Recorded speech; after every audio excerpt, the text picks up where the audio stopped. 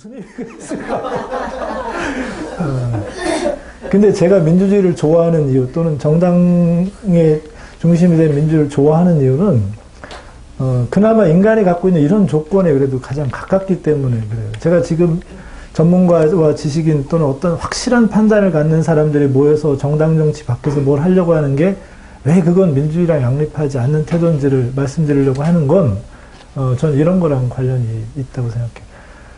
다른 정치 체제랑 달리 우린 다 죽고 병들고 고통과 슬픔은 인간에게 피할 수가 없어요. 그걸 전제한 정치 체제의 원리를 우리가 말하느냐 안 말하느냐는 전 차이가 있다고 생각해요.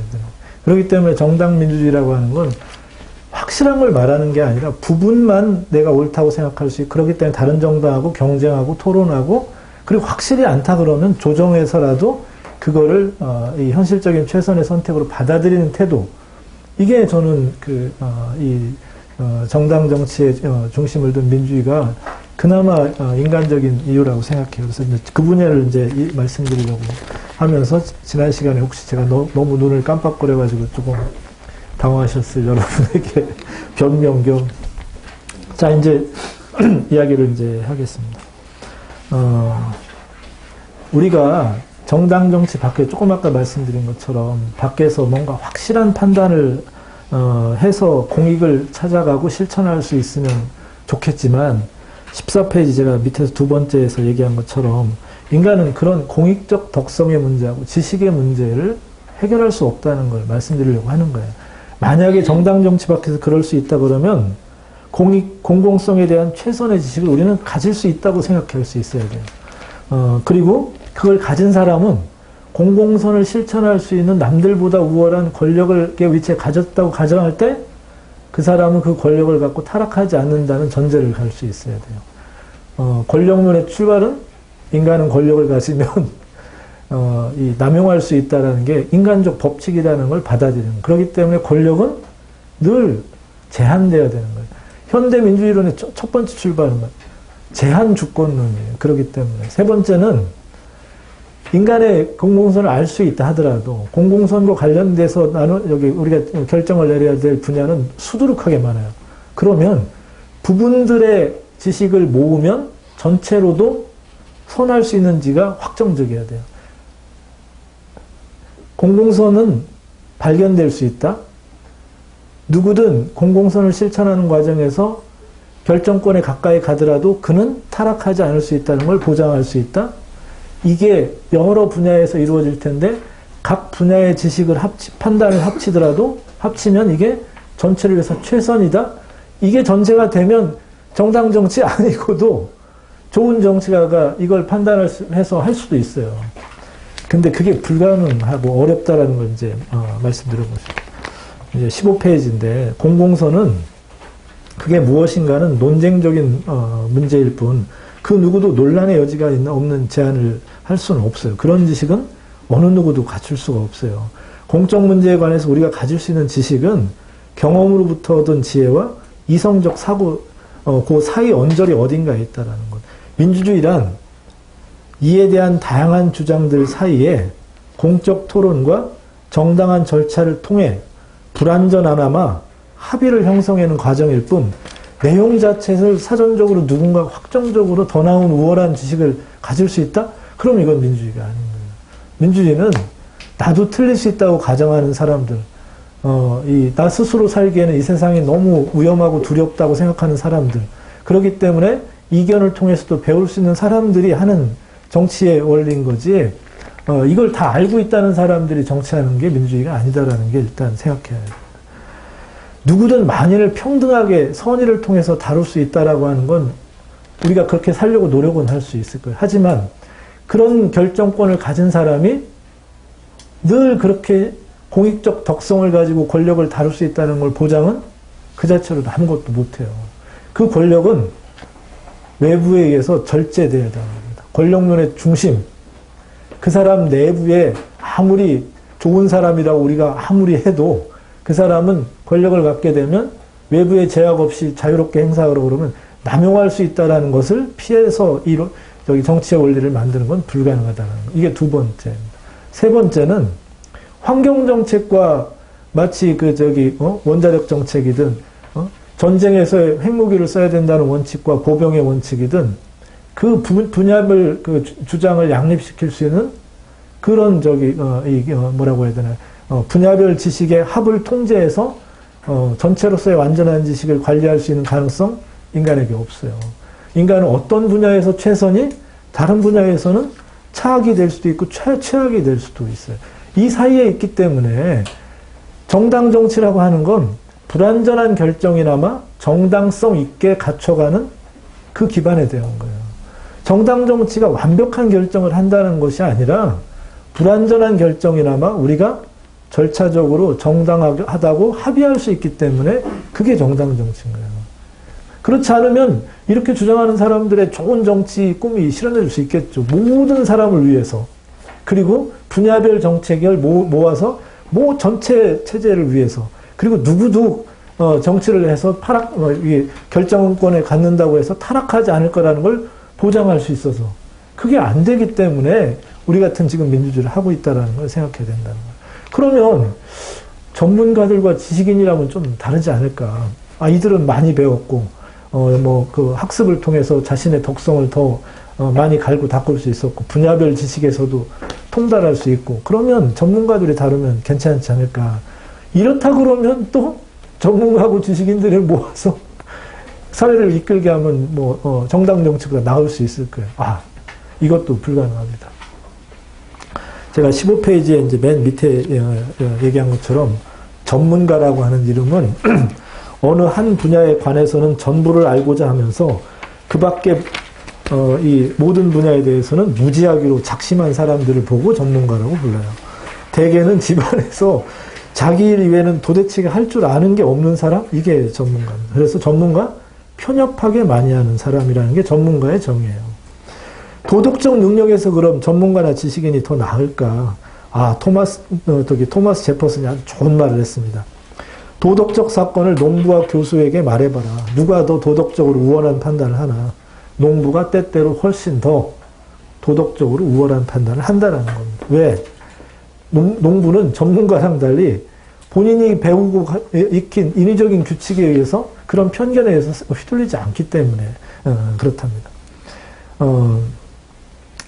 과학자들을 모아놓은 이 대통령 자문위원직의 경험을 했던 사람이 이런 말을 한 적이 있습니다. 자기는 원래는 과학자들을 다 모으면 여기에는 이데올로기나 어떤 편견 없이 오로지 과학의 원칙으로만 결정을 내릴 수 있다고 생각했던 거예요. 이들을 다 모아서 논의를 했더니 온통 과학자들이 편견과 이념적 신념의 노예라는 것만 잔뜩 보여주는 게 그 위원회에서 내 경험이었다라고 말해요. 펜실베니아 와튼스쿨은 우리나라에서는 안철수 의원이 여기 나온 걸로 유명합니다. 여기에 한 교수가 전문가들의 예측성만 조사해 본 적이 있어요. 그간 내린 전문가들의 예측이 얼마나 맞았는지를 이 경험적으로 조사해 본 겁니다. 놀랍게도 전문가가 특별히 예측해서 나은 결과는 하나도 발견할 수 없다는 게 이 사람의 결론입니다. 막스 베버는 이런 얘기를 한 적이 있습니다. 특정 정책 분야에서 우리 사회에서 가장 많이 하는 사람은 그 부처의 국장일 것이다. 그런데 국장에게 장관을 맡기면 안 된다. 왜?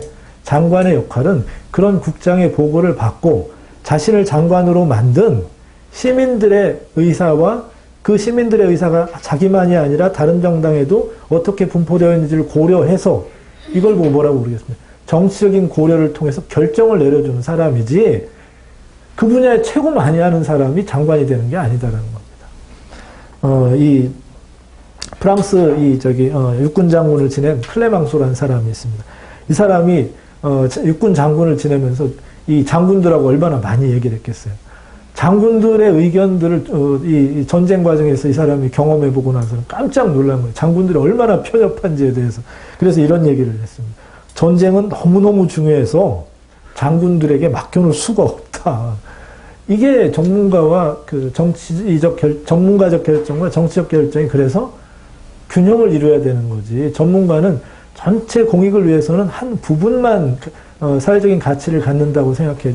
이걸 다 모으면 최선의 공익이 뭔지를 알고 부분적 기술, 지식들을 다 모아서 전체 최선을 찾고자 하고 이들은 도저히 타락할 사람들이 아니고 이런 허무맹랑한 전제에서 이 정치를 바라보지는 않을 것이다. 이런 생각을 우리가 해야 된다고 봅니다. 이런 주장을 가진 분들이 기존 정당에 대해서 정치가 정당이 실패했다고 말하면서 말하는 거의 핵심은 정책 실력이 없다라는 겁니다. 지식이 없다라는 거고 전문성이 약하다는 주장을 봐요. 지식이 없고 전문성이 없어서 우리나라 정당들이 정책적으로 실패했을까? 저는 전혀 그렇게 생각하지 않습니다. 계속 강조했지만 우리나라 정당의 실패는 조직의 실패였지 지식의 실패는 전혀 아니었다라는 거.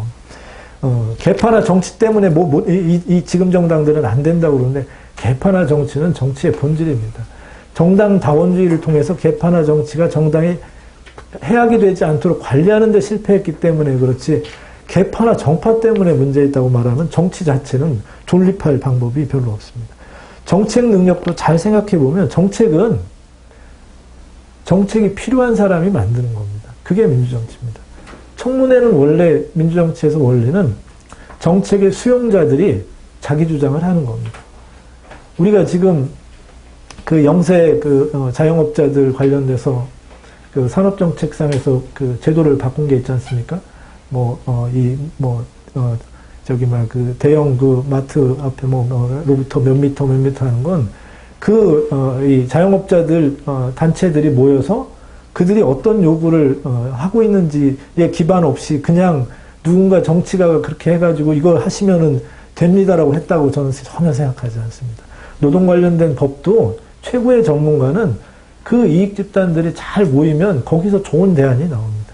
그 대안들 사이에서 공익과 병행할 만한 것들을 절차적으로 맞춰주는 게 정치의 역할인 거지, 정책을 만들어서 사람들에게 유익한 걸 가져다 주는 건 그거는 민주정치가 아닙니다. 그건 만약에 있다 그러면 그건 군주정도 그렇게 할 수 있고 얼마든지 다른 제도도 할 수 있는 거지, 민주주의는 그렇게 움직이지 않는다라는 건 그 생각을 해야 된다고 봅니다.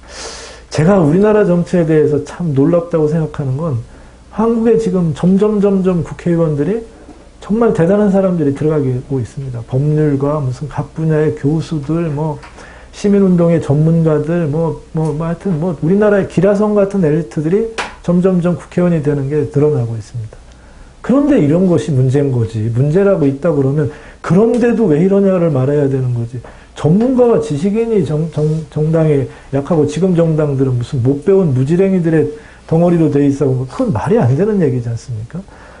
이런 건 저도 이제 문제고, 또 국민운동 방법으로 정당 정치를 압박하자라고 하는 발상은 저는 좀 곤란하다고 생각합니다.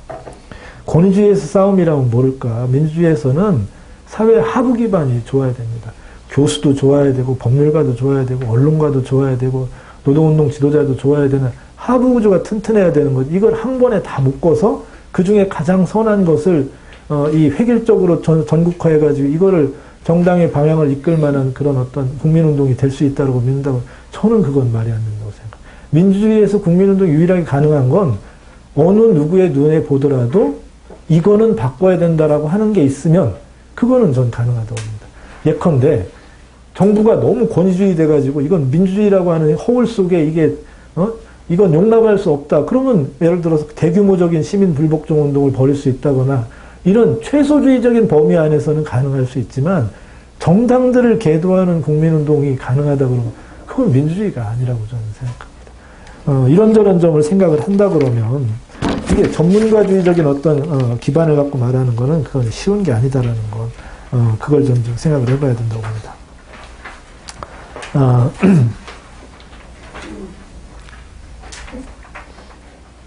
18페이지 제가 6번을 조금 중간 정도에 있는 6번을 조금 말씀드려보고 싶습니다. 6번 제가 이런 이야기를 적어놨습니다. 고전 정치 철학자들이 이상적 비전으로 생각한 것은 군주정, 귀족정, 그리고 혼합정이었습니다.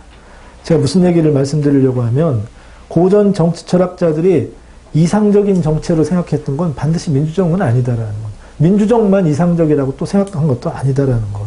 그러면 군주정을 왜 철학자들이 가장 이상적인 정체의 하나라고 말했을까? 그건 뭐냐면 사익에 대한 관심 없이 오로지 공익과 전체익을 위해 헌신하는 삶.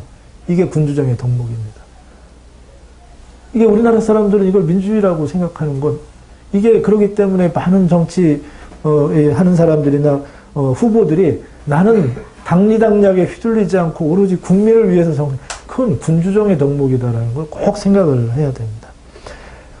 귀족동의 덕목을 제가 그 밑에 썼는데 그거는 탁월한 자들이 자신의 자산과 능력의 일부를 공익을 위해 헌신하게 하는 이게 귀족정의 덕목입니다. 귀족정이 영어로 에리스토크라시라고 할 때 그 에리스토는 탁월하다는 뜻입니다. 탁월한 사람이 통치하는 것 이게 귀족정입니다. 전문가주의 현대의 귀족정주의의 아주 전형적인 원리입니다. 이런 것들이 지금 우리 사회에서 이제 뭐 민주주의 비스름한 이름으로 이야기되고 있는데 이것과 민주주의는 조금 다르다라는 걸 생각을 해야 됩니다. 옛날 정치가들이 다수가 통치하는 것 가운데 이상적인 체제는 민주주의가 아니었습니다. 그거는 폴리테이라고 부르는 혼합정이었습니다. 옛날에 정치 철학자들이 말했던 최선의 정치체제 중에 하나는 귀족정, 군주정과 함께 또 다른 최선의 정치체제 하나로서 다수가 통치하는 체제는 데모크라시가 아니었다라는 것. 그거 꼭 생각해야 됩니다. 예나 지금이나 일반 사람들이 통치하는 것은 좋아하는 사람이 그리 많지 않습니다. 그러니까 혼합정의 기본 원리도 뭐겠습니까? 다수가 지배하는 것을 견제하는 겁니다. 거기에 어떻게든 귀족정의 요소를 일부 넣고 군주정의 요소를 일부 넣고 그거를 하려고 했다라는 거예요. 물론 현대 정치도 이런 요소가 없는 건 아니지만 제가 꼭 말씀드리려고 하는 건 옛날의 민주정도 철학자들은 욕으로 썼다는 걸 조금 기억해 달라는 겁니다.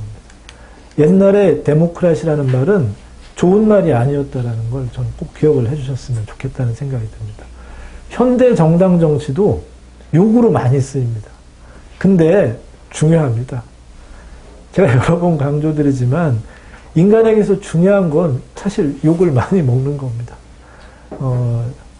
우리가 뭐 사랑이라는 것도 중요하고 그렇지만 우리가 사랑이 애증과 고통과 슬픔과 이런 게 있다고 해서 사랑 없는 삶을 주장하는 건 말이 안 되듯이 정당은 여러 사람들에게 그게 무슨 뭐 배운 사람과 못 배운 사람이 평등하다고 이게 판단을 잘할 수 있는 사람과 못하는 사람들의 표를 똑같이 1대1로 주자고 이걸 조롱한다 하더라도 그게 더 우월하다는 생각을 해야 됩니다. 그래서 저는 아무리 현실의 민주정치가 지금 여야 정치들이 정치에 대해서 저도 불만과 이 답답함을 내내 토로를 했지만 그보다 뭐 전문가들이 통치를 하고 정당 정치를 초월해서 한다는 게 절대 더 나을 거라고 저는 생각하지 않습니다. 아무리 시끄럽고 번잡하고 답답하고 괴롭더라도 그래도 정당들이 이끌어가는 정치가 훨씬 좋은 거라는 걸 저는 좀 이해해야 된다고 생각합니다. 이걸 깨끗하게 정리해서 누군가 아주 정치를 아주 깔끔하게 할 사람을 찾아서 그걸 맡기려고 하면 곤란하다는 건 누군가 그런 의지가 있고 능력 있는 사람이 있다 그러면 그도 정당 정치에서 승부를 봐서 좋은 정치가로서 성장해야 되는 것이지 그게 민주주의라는 건 그거를 좀 말씀드려보고 싶습니다. 아무튼 그래서 이런 분들이 전문가와 지식인을 우리 사회에서 다 모으고 해서 어느 날 갑자기 새로운 정당을 만들겠다 해도 제가 갖고 있는 정당 이론으로는 그게 좋은 결과를 낳을지에 대해서 저는 동의하기가 참 어렵다는 것 이걸 말씀드려보고 싶습니다. 모르겠습니다. 내년에 아마 이 양반들 중에 새로운 정당을 만들겠다고 하면서 우리는 이런 전문가 저런 전문가들이 참여하고 있는 말할 가능성이 매우 높습니다. 그게 어떤 결과를 낳을지는 하여튼 우리 모두 한번 같이 지켜보면서 그분들에게도 좋은 이 촉구를 한다 그러면 역시 정당 정치의 어떤 원리와 규범성에 맞도록 본인들의 정치관도 조금 수정해서 정치 영역에 들어오기를 촉구하는 것이 전 또 필요하지 않을까 싶습니다. 이제 마지막 결론을 이제 말씀드려야 되는데 저는 민주주의가 갖고 있는 최고의 규범성은 가난하고 못 배운 시민들이 자신의 열악한 조건과 운명을 스스로 개척할 수 있도록 정치적으로 평등한 권리를 부여하는 데 있다고 생각합니다. 그래서 아리스토텔레스가 민주주의를 정의하면서 빈자의 지배라고 정의했는데 저는 그 정의가 진짜 핵심을 때렸다고 생각합니다. 빈부의 어떤 갈등이야말로 인간의 어떤 정치체제에서도 피해갈 수 없는 갈등이고 이게 반드시 나쁜 결과만 낳지 않았습니다. 아테네 민주도 이 갈등 때문에 그 민주주의가 빛날 수 있었다는 걸 우리는 생각해야 된다고 봅니다. 빈부의 차이를 없애는 게 아니라 빈부의 차이에서도 이들도 본인의 운명을 정치의 방법으로 개선할 수 있도록 도와주는 것, 이게 저는 민주정치의 어떤 이 보편적 조건이 아닌가 이런 생각이 듭니다. 이런 점에서 저는 현대 민주주의가 그 이전에 어떤 인간의 정치제보다 이 좋은 체제라는 것을 조금 강조하고 싶습니다. 가난한 보통 사람들, 일반 대중이 정치의 중심에 들어올 수 있었던 건 현대 민주주의가 정말 유일합니다. 고대 민주주의가 제 아무리 놀랄 만한 측면이 있다 하더라도 그래도 거기에서의 시민은 고양이 같은 사람, 중산층 이상의 사람들, 그리고 남성 가부장들이었다는 걸 기억해야 됩니다. 아테네가 그 고대 민주주의의 최고 컸습니다. 전체 규모가 한 30만 정도 됐고 그 중에 시민은 10분의 1 정도 됐습니다. 그 중에 아테네 출신이 아닌 사람 상당히 많았습니다. 아테네 출신이 아닌 사람도 한 15만 정도 됐습니다. 그 중에 아리스토텔레스도 시민이 아니었고 이 고양이 거기가 아니면은 시민권 잘 주지 않았습니다. 현대 민주주의에서만 유일하게 그가 어디서 태어나든 가난하든 교육을 못 받든 이들이 대규모의 정치의 일상에 들어올 수 있었던, 그렇기 때문에 현대 민주주의를 말할 때 매스 폴리틱스나 매스 데모크라시라고 말하는 건 이건 놀라운 일입니다. 매스라는 말은 나쁜 말이지 않습니까? 번잡한 거, 뒤섞여 있는 거, 지저분한 거, 이게 원래 매스라는 말입니다. 근데 그들이 정치의 중심이 된 거, 이건 정말 대단한 일입니다. 옛날에 아테네 민주주의는 10분의 1의 구성원들이 겨우 시민권을 행사하는 체제라면 지금은 투표권을 기준으로 말해도 한 80%가 되는 게 현대민주주의고, 이게 왜 이게 쉽다라고 우리가 말할 수 있는지, 이 변화를 누가 가져왔을까? 그건 정당이었다는 거. 정당이 어쨌든 이들을 정치의 중심으로 끌고 들어왔다는 것. 그렇기 때문에 정당을 제대로 만드는 문제에 우리나라 정치의 어떤 중심이 좀 되기를 진정으로 바라고, 이게 안 되면 정당이 약해지면 아까도 처음에 모두에 말씀드린 것처럼 맨 밑에 제가 이렇게 썼습니다. 정당이 약하면 민주정치는 자본주의 시장경제의 부속물 이상이 되는 건 불가능합니다. 정당이 약하면 사회 강자들의 집단 내에서 조롱받는 모조품 이상이 되기 어려운 게 그게 민주주의입니다. 현대 민주주의는 자본주의 위에서 실천되고 있고 아주 강력한 국가라고 하는 조직화된 어떤 이 권력 옆에서 실천되고 있습니다. 근데 이 두 가지 강한 권력 위에서 옆에서 시민 권력이 정당이 아닌 형태로 뭐 무슨 여론조사나 이런 걸로 조직되어 있다고, 그건 100번 싸워야 민주적인 효과가 나질 않는다는 걸 저는 생각해야 됩니다. 정당이 약해지면 민주주의는 교육받은 중산층들의 놀이터 이상이 되지 않습니다. 제가 지금 우리나라 현실을 보면 좀 그런 생각이 듭니다. 정당이 뭐 이렇게 깨끗하고 나이스해서 하지 못해서가 아니라 힘이 약해서, 이게 아무리 좀 시끄럽고 뭐를 하더라도 그래도 좀 관료들도 좀 눈치 좀 보고 재벌들도 좀 민주정치의 눈치를 볼 수 있게 되는 게 그게 민주정치입니다. 민주정치는 한 번도 조용하게 이루어진 적이 없습니다. 그건 아테네 민주주의가 아주 적나라하게 보여준 겁니다. 아테네 민주주의 징그럽게 싸웠습니다. 늘 이 갈등 속에 있어. 근데 왜 아테네 민주주의가 작용했느냐? 사회 여러 세력들 사이의 힘의 균형을 정치가 맞춰줬기 때문에 그렇습니다. 가난한 사람의 목소리도 무시당하지 않도록 정치가 그 역할을 해줬기 때문에 그렇습니다. 지금도 좀 똑같다고 봅니다. 가난한 보통 사람들, 이게 민주정치의 고향이라고 저는 생각합니다. 다른 부분에서는 자본주의 시장경제든 관료제의 원칙에서든 그거는 공부 잘하는 사람, 조금 열심히 한 사람들이 얼마든지 하는 것 자체를 우리가 그거 자체를 이렇게 막을 길도 없고, 그 자체는 거기에서 교육받은 사람, 조금 여유 있는 사람들이 승자가 될 수 있는 게임은 그 자체가 이렇게 있습니다. 민주정치는 그것을 견제할 수 있는 이 어떤 게임의 규칙이 되어야 되고, 그럴 때 그래도 자본주의 시장 경제나 또는 지식 권력에서 좀 약한 사람들이 조금 이 사회 전체의 균형을 이룰 수 있도록 해주는 것, 이게 민주정치의 매력이고 그게 재미인 거라고 저는 생각해야 된다고 봅니다. 그런 것 없이 그냥 여론시장에서나 어떤 가상 여론의 세계 속에서 자기를 어떻게 자꾸 부각시키려고만 하는 지금과 같은 그런 정치를 계속한다고 이게 정치의 가치로서 무슨 의미가 있을까요? 저는 그런 생각을 조금 하게 됩니다. 이걸 일단 기본적인 어떤 우리가 기존으로 이제 우리가 끊임없이 얘기해 왔다고 전제하면 이 각 정당들과 관련해서도 좀 전 말할 수 있는 게 좀 있지 않을까 싶습니다. 먼저 전 보수 정당에게도 민주적인 소명이 좀 있다라는 걸 좀 말씀드려보고 싶습니다. 앞서 제가 계속 우리나라 여당의 특징은 국가 파생 정당이라고 정의를 했는데 국가에 매달려서 프리미엄을 쫓는 것에 만족하면 민주적인 보수 정당에게는 저는 없다고 생각합니다. 정당은 사회에 기반을 둔 자율적 민주제도여야 가치가 빛나는 게 정당입니다. 이 점이 바로 우리나라 보수 정당들이 좀 신경 써야 된다고 합니다. 그래서 국가 내지 대통령의 의존적인 정당이 되는 것, 그는 이 보수 정당으로서 민주적 역할하고는 전 거리가 멀다고 생각합니다. 여당 당연히 집권당이 돼야 되고 정당 정부가 돼야 된다고 생각합니다. 그리고 우리나라 보수의 이념에서는 본인들도 가끔 말하는 자유주의의 기반을 좀 튼튼히 해줬으면 하는 생각을 갖고 있습니다. 자유주의는 평등한 개인 권리에서 출발해서 자율적이고 공정한 경쟁을 중시하고 그 기초 위에서 공동체 통합을 이루는 것에 있다고 생각합니다. 근데 말로는 자유주의인데 우리나라 보수정당이 자유주의의 가치를 얼마나 갖는지 잘 모르겠습니다.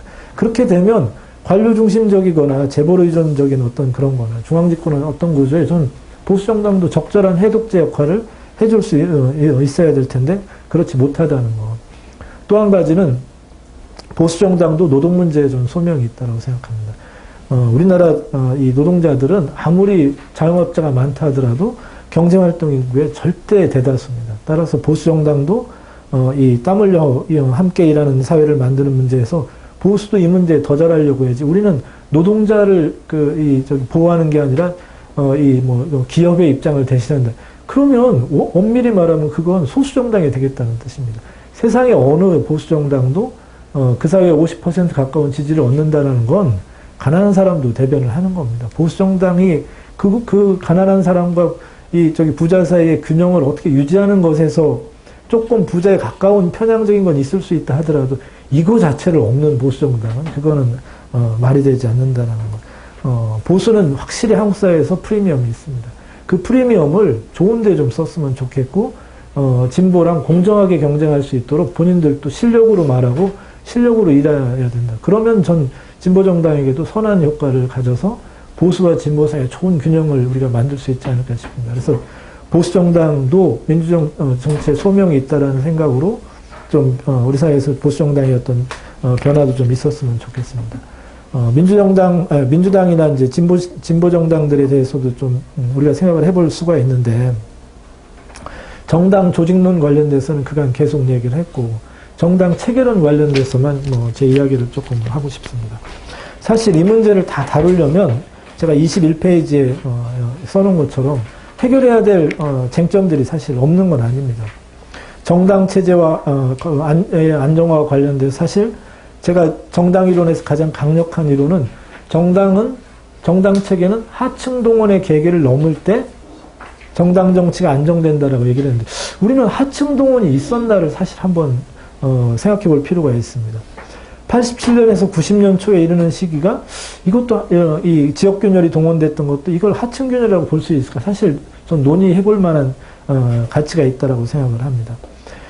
그렇다면 이게 만약에 하층동원은 아니라고 그런다 그러면 과연 진보정당을 위한 하층동원의 계기는 앞으로 있다고 우리가 말할 수 있을까? 이것도 좀 따져봐야 된다고 봅니다. 신자유적인 양극화로 인해서 대규모 피해 집단이 생기고 있는데 이들이 그 자원이 될 수 있는지도 생각해 봐야 되고 노사모 현상을 이게 반권위, 분권 등 탈물질주의적인 지난 시간에 이야기 살펴봤던 새정치의 한 특징으로 볼 수 있을까?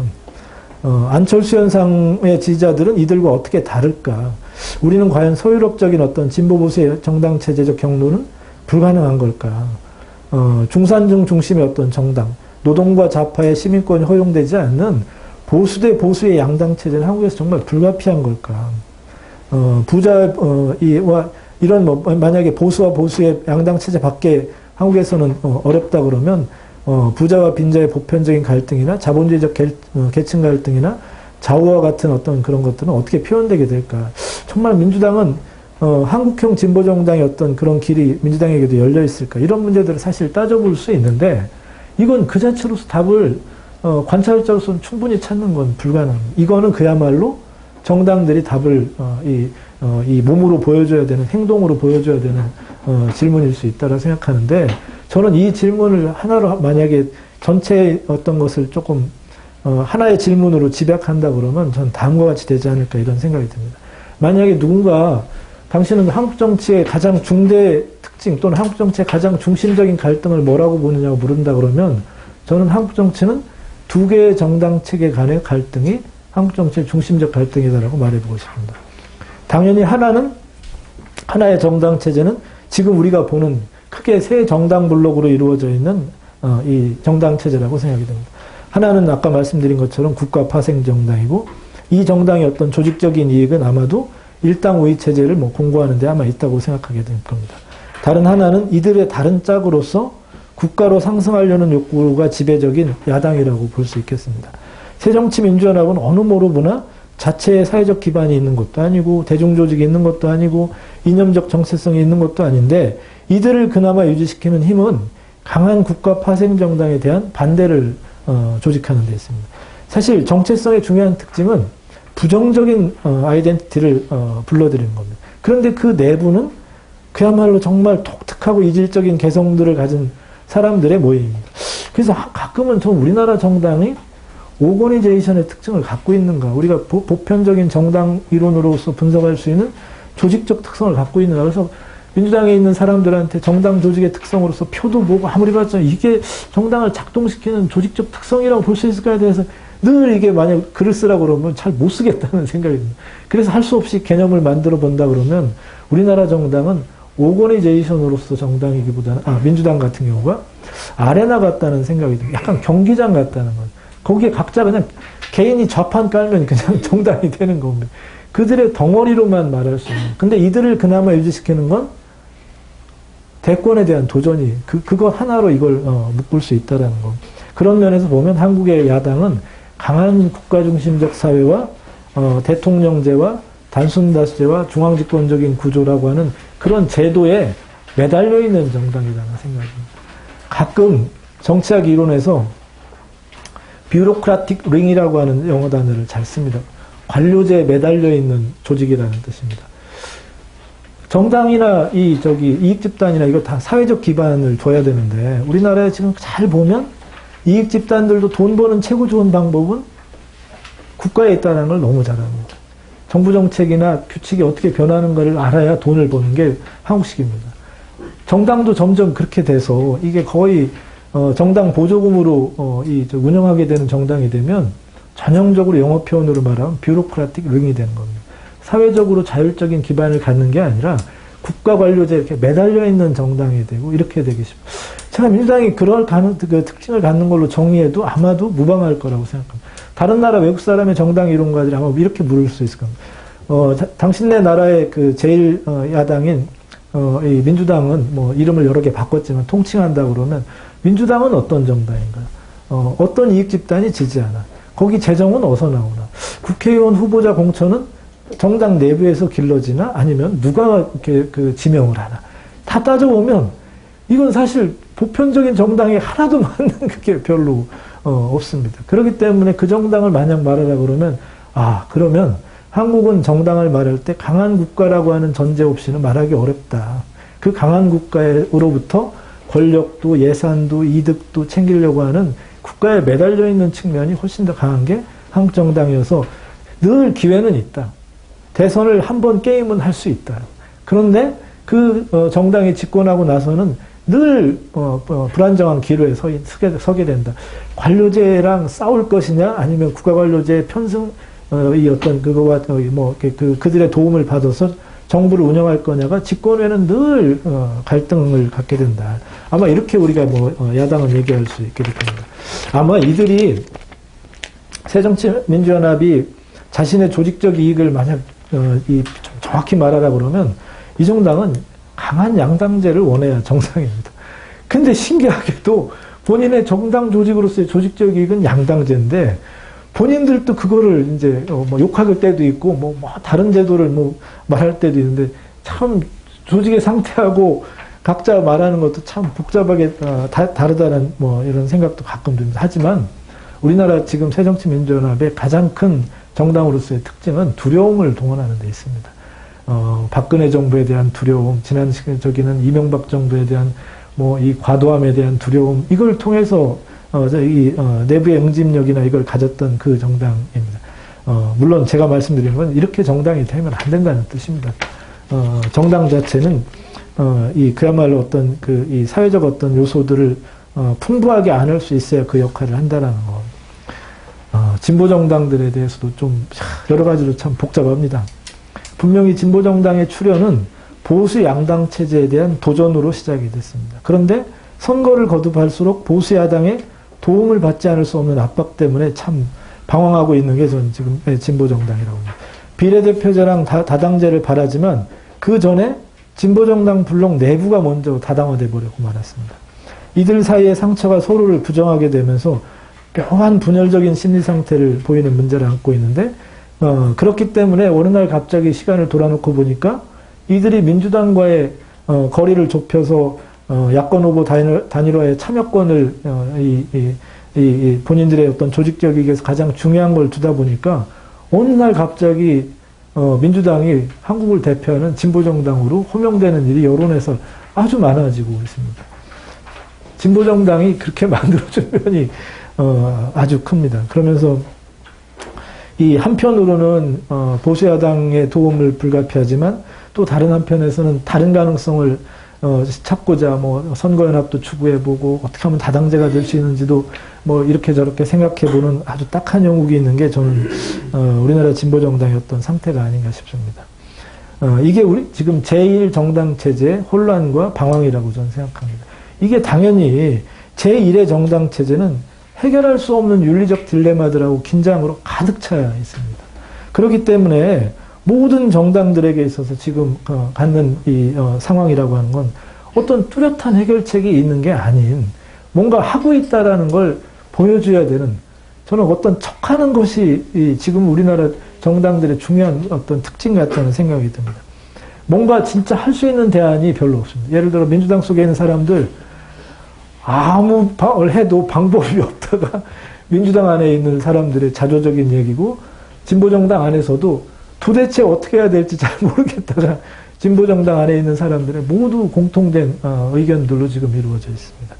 그러다 보니 이런 정당 체제 안에서 마주하고 있는 유권자들의 가장 큰 특징, 특정 정당에 대해서 충성심을 갖는 것도 아니고 특정 정당의 지지자로서 그 내부에서 대안을 이렇게 저렇게 주장하는 어떤 보이스를 내는 것도 아니고 가장 큰 건 이탈하고자 하는 경향이 저는 가장 크다고 봅니다. 이게 제2의 정당체제라고 부를 수 있는 유권자들의 심리 상황이기도 이라는 걸 좀 말씀드리고 있습니다. 그리고 이걸 벗어나서 조금 미래의 정당체제에 대한 어떤 기대나 희망을 갖고 있는 것, 또는 어떤 다른 정치가 가능하지 않을까 하는 그걸 바라는 것, 이게 우리나라 어떤 현실이 아닐까 하고, 이런 걸 바라는 사람들은 매우 비판적인 정치적 무당파라고 봅니다. 고전적인 이 정치 무관심층이 아니라 매우 비판적이고 뭔가 다른 변화를 열망하기 때문에, 그리고 그 규모가 어떤 정당 이 지지자들보다도 많기 때문에 이들을 만약 부르라고 그러면 옛날 프랑스 혁명에 빗대서 말할 수 있는 제3신부는 누구인가가 아니라 우리는 지금 제3시민은 누구인가라고 묻는 게 우리나라 지금 이 또 다른 정당 체제를 기대하는 심리가라고 이렇게 생각하지 않을 수 없습니다. 이들이 누구일까? 그간 이 제1정당 체제 새 정당 블록에 투표를 했던 사람 가운데도 그들을 적극적으로 지지해서가 아니라 다른 대안이 없기 때문에 그런 사회적 압박 때문에 투표한 사람도 저는 이 제3의 시민일 거라고 생각합니다. 또 제3의 시민은 희망버스 타고 촛불 집회도 들고 이런저런 좋은 사회단체들의 후원도 하고 잘 되기를 바라는 마음에서 이렇게 저렇게 후원 활동도 하는, 그러나 이게 그렇게만으로는 정치가 잘 좋아지지 않는 거에 대해서 늘 답답해하는 어떤 사람이라고 생각합니다. 그럼 이들은 이 어떤 사람들일까를 만약 이념적으로 말하라면 저는 대개의 경우 우리나라에서는 이들을 중도라고 규정을 해왔는데 그거는 정확하지 않다고 생각합니다. 그건 너무나 단순한 규정이라고 생각합니다. 이들을 지지했던 사람은 이념적으로나 계층적으로나 어떤 고정화된 실체가 아니라 어떤 정당 대안이 이들의 지지를 조직할 거냐에 따라서는 얼마든지 유동적인 사람들이라고 생각합니다. 안철수 현상을 해석할 때 안철수 현상은 전 중도적인 현상이 아니라고 생각합니다. 그거는 전형적으로 제3의 시민이라고 부를 수 있는 좀 뭔가 하여튼 기존 정치처럼 안 됐으면 좋겠다. 그런데 진보정당이 일부 기대를 걸었는데 진보정당이 충분히 그 역할을 하기 어렵다는 것을 보고 나서 안철수 쪽으로 지지를 바꿨던 사람들 전 상당히 많다라고 생각합니다. 이들이 분명 여야당 사이에 큰 공간이 있다라는 걸 보여주고 여야 사이에 어떤 블록 사이에 분화의 요인을 이렇게 만들어내는 어떤 중간 정당적 어떤 요인으로 작용한 것도 분명하지만 이들이 어떤 고정된 이념적, 계층적, 지역적 어떤 실체를 가졌다고는 말할 수 없는 것. 이게 더 오히려 이들의 특징이라고 하면 더 가까운 특징이라고 볼 수 있겠습니다. 따라서 이들을 보고 이들은 정당을 싫어하니까 이들은 반정당주의자고 정당 기피적이니까 이들을 조직하려면 정당이 아닌 다른 방법을 써야 된다라고 하는 그건 정말 단순하고 무식한 생각이라고 생각합니다. 그들이 비판했던 거는 제1정당 체제, 기존 정당들을 비판했던 거지 그들은 마음속에 의식적으로나 무의식적으로 갖고 있는 것 정말 정치가 좀 달라졌으면 하는 그걸 실현할 만한 정치 세력이나 대한정당에 대한 전 기대라고 생각합니다. 그들이 지금의 상태에서는 약간 기존 정당들에 대해서 반정당적 열정이나 분위기를 보인다 해서 이들은 반정당적이고 그렇다고 말하는 건 그건 너무나 단순한 게 아닐까 이런 생각이 듭니다. 어쨌든 안철수 씨가 이들을 버렸고 안철수 씨의 실력 없음 때문에 이들도 이 경로에서는 대안이 없다는 걸 저는 빨리 발견했다고 생각합니다. 이 제3 시민 집단의 열정을 누가 표출하고 대표하게 될까? 이들의 어떤 무정형적인 의견 덩어리를 하나의 조직화된 의견으로 갖는 실체로 누가 바꿔낼 수 있을까? 기존 정당들에 의해서 이것이 이루어질까? 아니면은 여전히 한국 정치는 제3의 또 다른 유사 안철수 현상 같은 것을 예비하고 있는 것일까? 이게 아마 우리가 좀 생각해야 될 점이 아닐까 싶습니다. 앞서 우리가 살펴봤던 이론으로서는 외생정당적 충격이 이런 효과를 가장 크게 좋게 나타나는 이론이다라는 건 살펴봤는데, 근데 아무리 돌아봐도 한국 사회에서 그런 외생적 에너지가 있을 수 있을까? 노동운동이 갑자기 활성화돼서 그 일을 할 수 있을까? 아니면 무슨 학생운동이 다시 역할을 할 수 있을까? 다른 사회운동이 할 수 있을까?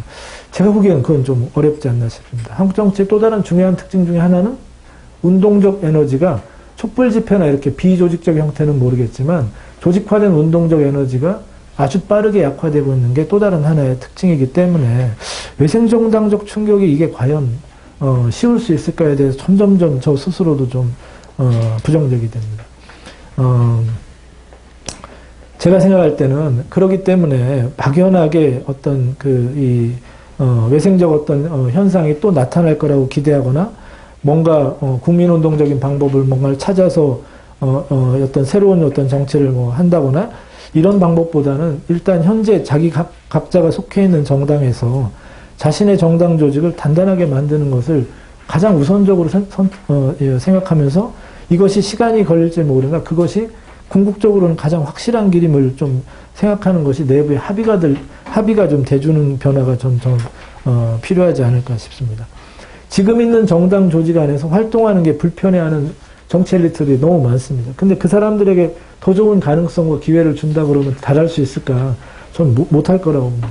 지금 있는 정당 안에서 성과를 못 내면 새로운 기회가 돼도 그게 가능할까에 대해서 저는 조금 의심스럽습니다.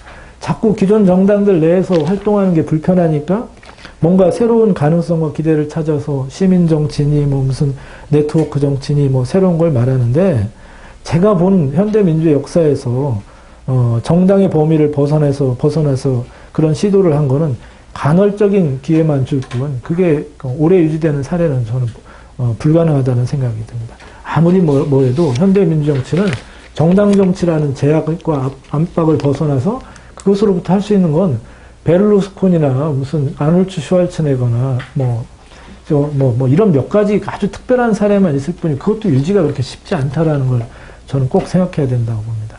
그래서 맨 먼저 말씀드렸지만 누구든 정치에 소명이 있다 그러면 정당 리더가 되는 거에서 전 승부를 보도록 보좌관들이든 옆에 조언자들은 그 역할을 해야 된다고 봅니다. 정당을 위해서 정당에 가면 상처받으니까 정당을 위해서 정치를 하도록 권장하는 게 우리나라 지식인들이고 언론이고 그러는데 그거는 좀 곤란하다고 생각합니다. 그게 설령 당장은 효과가 있을지 모르지만 저는 그렇게 해서 성과를 내기는 어렵다고 봅니다. 어떻게든 정당 스스로 안에서 변화를 필요로 하는데 그 사람이 그 역할이 사회 외생적인 걸 동원하기 어렵다 그러면 그 소명을 가진 사람이 스스로 영웅이 되는 것밖에 저는 방법이 없다고 생각합니다.